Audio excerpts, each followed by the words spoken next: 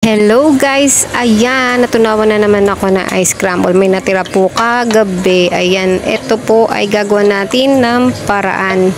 Itong natirang ice scramble. Kaya dito ay gagamit po tayo ng marshmallow na maliliit. Ayan, ayan po ang mga additional na decoration para or palamuti para nakakatuwa naman siyang tignan. Ayan, may ilan akong nagawa. So gagawin natin ngayong ice candy ang ating ice scramble.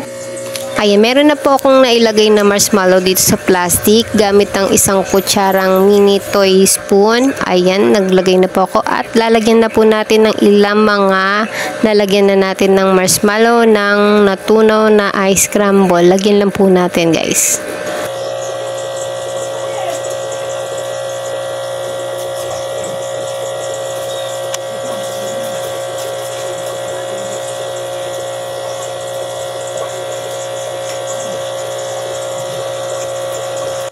Dito guys ay gagamit po tayo na embudo para madali nating mailagay ang ating gagawing ice candy.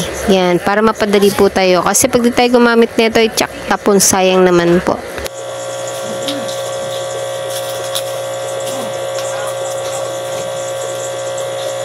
Medyo madulas na yung kamay ko kasi nabasa na po siya, kaya kailangan ayusin nun natin pagtali ng mahigpit para ho kaloban na tulad nito. Ayan, isang lapad na aking palad. O yan, nagawa ko na po ang ilan. Ngayon tutuloy lang po natin. Ayan, nagawa na po natin. Habang cute, ito po mura lang po ito dito sa amin. Para humabalik din ho ang ating kapital, ay binibenta ko lang po siya sa murang halaga. Halagang 5 piso lang po. Pero dyan, syempre kung gusto niyo kumita ng labis-labis, ay nasa inyo, pwede niyo benta ng 10 piso. Dito ho kasi sa amin ay presyong masa. Ang importante, may kikitain pa rin at balik puhunan. Kaya marami pong salamat sa mga aking suki. Kayo po dyan, gusto niyo po magtinda, ay bakit hindi?